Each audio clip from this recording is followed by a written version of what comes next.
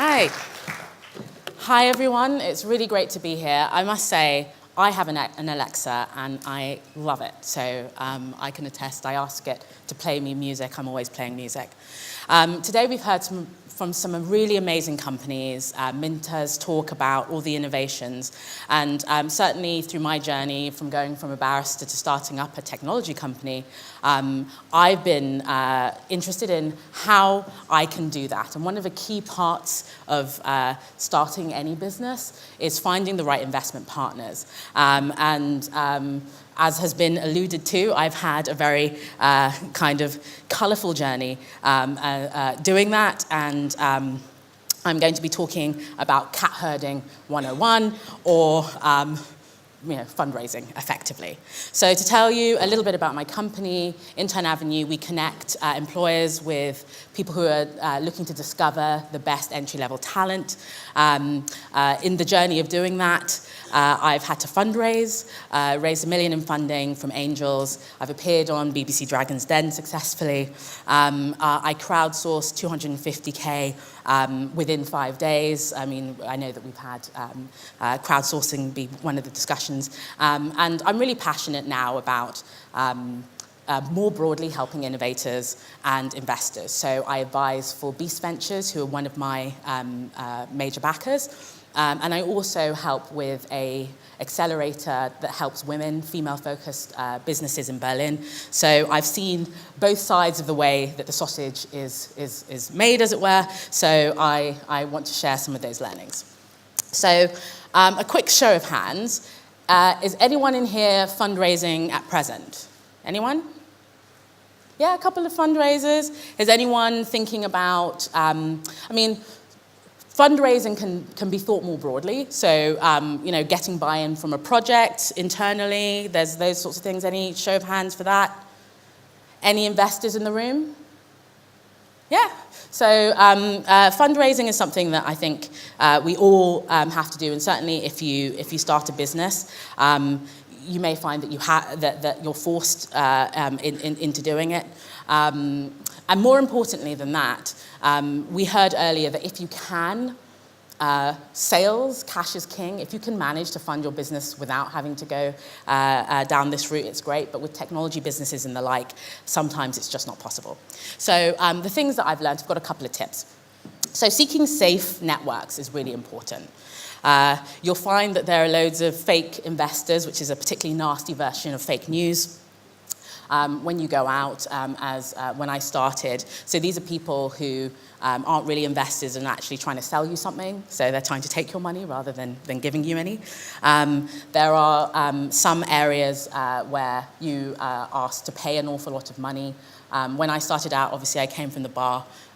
It's a technology business. I had to create a new network, and it was very daunting. I didn't know personally any technology investors, or at least I thought I didn't, but actually it turned out that I did. So the things that you want to look for are professional organizations, experienced investors, and industry experts. And one thing that I found to be incredibly helpful were networks. So Janet was on the stage before. I met her, I found her an intern. And then we went to San Francisco, and I met an amazing group of peer entrepreneurs, one of whom has a unicorn business. And they really have helped me along the journey. They would have had their stories. They can warn you about investors who aren't great and kind of throw you in the path of people who can really, really help. So using your network and finding a tribe that can really help you is something that I found to be super helpful. In addition to that, finding the right lead, I think, is essential. So it's really, really hard keeping different investors engaged. So if you're raising a large round of maybe 500,000, you might have a lot of smaller tickets, 25K or 50K, and getting those people to buy in is one thing, and keeping them engaged is hard when it's you. So if you find the right lead, they'll be passionate about your space and your business. They'll put money into your business and time. They'll have the professional gravitas to drag in other investors within their network. So they can be really, really helpful. And certainly when I was starting out, I had gone through a process. I'd raised quite a lot of around, and I was engaging with somebody whose terms I wasn't sure of, and I felt really stuck. And I met Amir Alon, who then became my chairman. Amir was the chairman of a FTSE 100 recruitment business. He's an investor in many tech companies which are really disruptive. He's an incredible entrepreneur in his own right. And I was looking for somebody who had experience, and I just met him for a couple of coffees.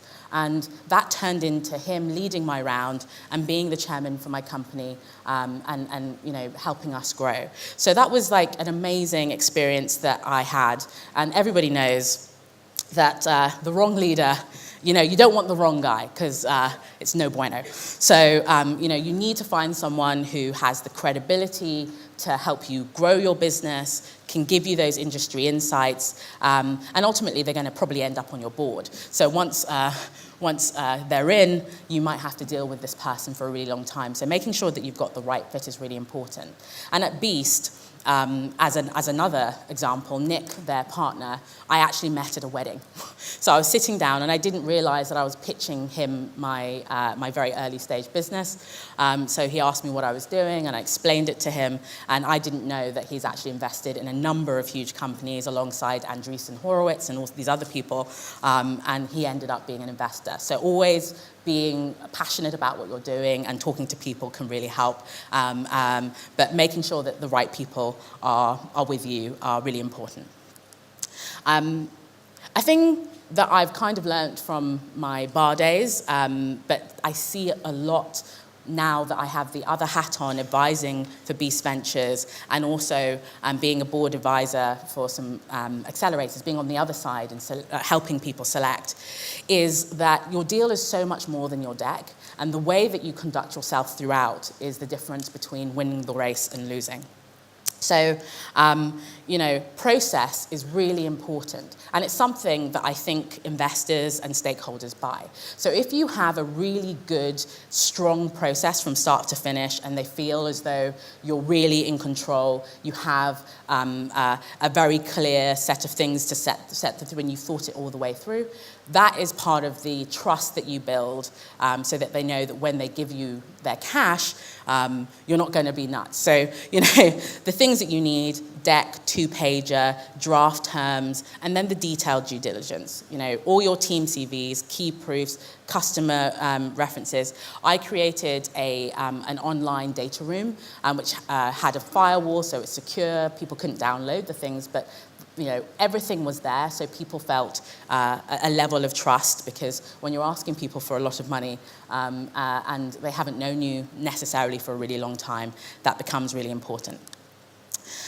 Then there's the question of honesty. So, often you hear these PR stories about some guy who it's usually a guy who kind of comes out of nowhere and says that they've raised like 150 million, like on like a napkin that they kind of like threw at some guy somewhere. But often in my experience and the experience of the men and women who I know founding businesses, it's not that easy. If you're not in one of the trendy spaces, which is very hard to know ahead of time, it's tough, and there can be that sort of pressure to try and make yourself into the buzzword. But to borrow Batman, if you're Batman, be Batman. Certainly when people have been pitching to Beast, sometimes you get people who are obviously not, what they say they are. They're like, I'm crypto blockchain IA man, and you're like, no, we both know you're Batman. So just be Batman, be yourself, find the people who are going to support you in your journey and want you to be who you are. Another thing is that due diligence runs both ways. So, I think it's really important to do as much due diligence on your investors as they do on you, because they're going to be asking your former colleagues, your customers, clients, all those sorts of things about them and about you, and so you need to do the same. I have two stories here. So early on to pitching I met with this group who were attached to a really big PE fund, and I thought that they could do the whole round, and I was so excited. And they made me jump through 12 hoops of hell. So it was like several hour-long meetings where they grilled me for ages. And at the end, they're like, we're thinking, we might do like 2K. I was like, each? And they're like, in total. I was like, oh, right. And so I learned a lesson just because you think you know about their background, because of what they do in their day job or just in general, being really clear and qualifying is really important. It's like any sales process that Rachel took us through earlier. So I created a checklist, and on that checklist, I asked them what companies they've invested in the past, how much their ticket sizes have been. Sometimes I contact the founders if they're going to be active in the business and ask if they've been helpful. It allowed me to catch a couple of competitors who wanted to meet me to kind of get all my information, find out what I was doing. And so when you ask the right questions, you discover actually they've already made a significant investment in your kind of Lex Luthor type of company. As I'd said before, I went on to Dragon's Den, which is an amazingly difficult show to be on, but also amazing opportunity. I got the ability, and I remember when I was at university, I used to watch Dragon's Den all the time, and I remember thinking that only a lunatic would ever go on that show. I used to laugh about it. So as I was about to walk down the stairs, I was like, I cannot believe me of however many years previous would be absolutely floored. If I had bet myself like £1 billion, I would have said I wouldn't be walking down those stairs. But I went. And it was an amazing opportunity. So many people watched it. I got so many emails, heartfelt emails from people who heard about what I was attempting to do and were really spurring me on. I got an offer of investment from Peter Jones, which is an amazing thing. Intern Avenue was the first recruitment business to ever get a deal in the 7 years on the show, and it was a real coup. But ultimately, your partners that you choose as investors are really important, and mutual fit is everything. And so afterwards, I really thought very carefully about the road that we wanted to go down as a business, and we ended up going and raising a large amount of money led by Amir Alon and Nick Ho, which was definitely the right decision, but it's an individual case. But the experience, I could do a whole talk about it, and anyone who wants to talk to me about what it's like to go on that show, it's a very, very challenging thing. You're in there for 2 hours. I think people don't often know that, and then they condense it. So that's a long time to be kind of in the zone if you can be. Finally, timing is everything. So the right time to fundraise is hopefully never. If you get enough customers and you have enough revenue, that would be great. But some businesses, like technology platforms, require a lot of R&D, and it's just not a possibility. So when you're just about to run out of cash is not a good time.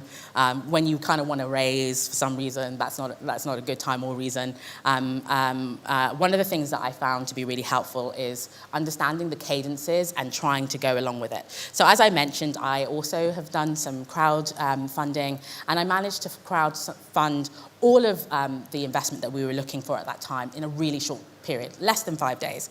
And how I did that is it was off the back of an announcement of a major partnership that we had with Vodafone Foundation, which was announced by Angela Merkel, who's amazing. We had a lot of things going on. We also had some innovation and R&D grants, which are very competitive. So timing your funding, to be part of a more cohesive story can really help you get through. But ultimately, it's a question of perseverance. So anyone who has gone out there, with their cap in hand, door to door, asking people that they don't know for large amounts of money, will know that it is and can be slightly soul-destroying and lonely kind of business. You'll have lots of false starts and false dawns. You'll be trying to run your business at the same time as running a very, very detailed and important enterprise project. Often the growth or survival of your business will depend on whether you're able to find the right partners and they'll be able to believe in you. Because ultimately, startups are really risky. The failure rate is so high. And when you go out to fundraise, you've got to understand that maybe 80% of the people that you're going to meet are going to slam the door in your face. Or worse than having the door slammed in your face, maybe they'll just say, oh, this is nice, maybe come and meet me in 4 weeks. And you don't know whether they mean that as, usually it's like a gentle no. But it's very difficult to get objective feedback when you're going through this process. So usually, if you can, you build your relationships really early, so there's trust already. But the one thing that I will say is just kind of, embrace the process and keep going. It's hard, but it makes you tough. So I wanted to leave some time for questions. So if anybody's got any questions, they can certainly ask me. And anyone who is thinking about fundraising, I do advise for Beast. They're an amazing fund. They invested in us. I think a mark of investors is not just how they are when things are going well, but how they support you when things are difficult. And they always are in your journey. So anyone who wants to email me about Beast, they invest in early stage, seed plus companies, AI, deep tech, quite a few of the buzzwords that I said before, but they do a range of technology investments at ticket sizes of 100 to 250K, 2 exits, and they co-invest with some amazing people. So without further ado, anybody got any questions? Great, I'm going to run around for you. I'm going to go to someone I couldn't get to earlier. Before we even have questions, can we have a round of applause for Dupsy, please?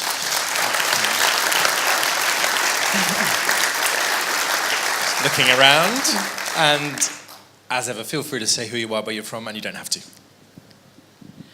Hello, great talk today. I run a recruitment business, and I'm just intrigued to know, what does the business look like now you've got all the investment? Yeah, so I actually, we launched our platform in October of 2012. And at that point, we were a teeny tiny team, like me and 2 developers, like kind of in a shed in our underpants. And then we grew the team quite a lot. And there are some announcements that I'd like to make, but I can't make quite yet about what the next stage of the business is. But we grew a ton. We partnered with Vodafone Foundation to help us expand. There's like a lot of like articles and stuff about us. But yeah, we had a very, we've had a really great journey, and we're about to announce another exciting thing that I can't say yet. Very good, thank you, Dupsy. Question here, and I'm looking out for others. Dupsy, thank you.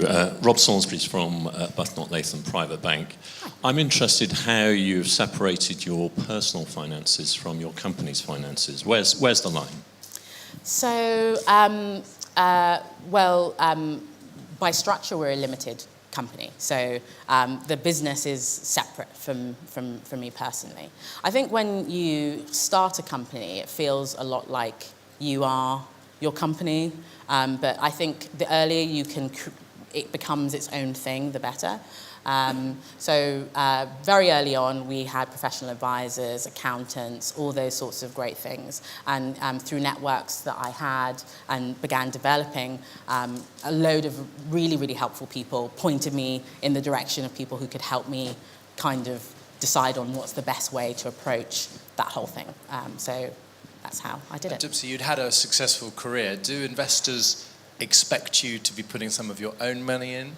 Or is there a way around that? Any lesson you learned? I think it really depends. I think certainly one large part of the investment that you give is your sweat. Yeah. So in my particular case, I had a very lucrative city law career that I kind of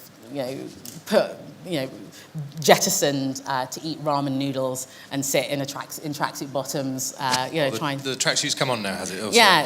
So Now I'm in tracksuit bottom phase. So one of the things that you have to appreciate is that as a founder in the early stages of your business, especially when you're pre-revenue, you're earning very little, so you pay yourself just enough to keep a roof over your head, and I think that's seen as part of the deal. I didn't pay myself very well at all. Good. So I think we've got one more question. I've seen another one, but I spotted one here. Yeah. So throughout your journey, up until where you are now, whenever you failed or hit a wall, what did you tell yourself to help yourself keep going?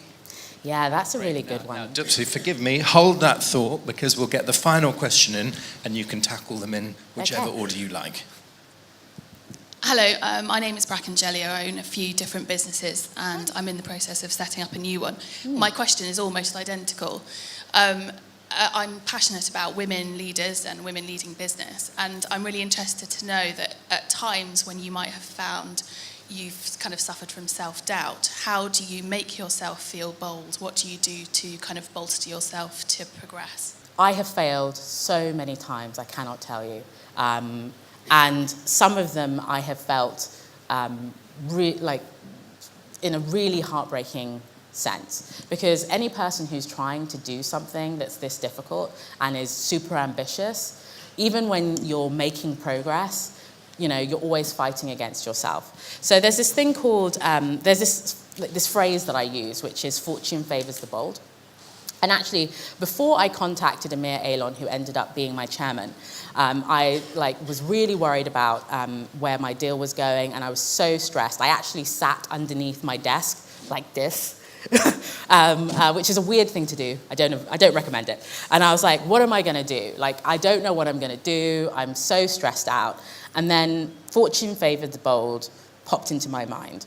I had done some research. I knew that Amir existed, but I didn't know anyone who knew him. But because I'm a bit of a wizard about doing stuff, I managed to find his mobile telephone number and his email address through the wizardry of the internet and all sorts of things. So I began drafting an email, and I thought, fortune favors the bold, just phone him. So I picked up the phone and I said, hi, I'm Dupsy Abiola, and I've got this business, and I gave him my 30-second pitch, and he was like, how did you get my telephone number? I was like, never mind that, but will you meet me for coffee?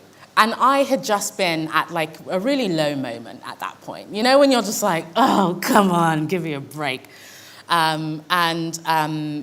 He said, well, my son works in VC, so he's going to check you out, and if he thinks that you're worth meeting, I'll meet you, and if not, I won't. And, long story short, he met me. And every moment, the darkest moment before something great happens, there's this instant where you're like, oh gosh, how am I going to get through this? And it's just about courage. Just about courage, that's it. And I've had some great mentors and examples.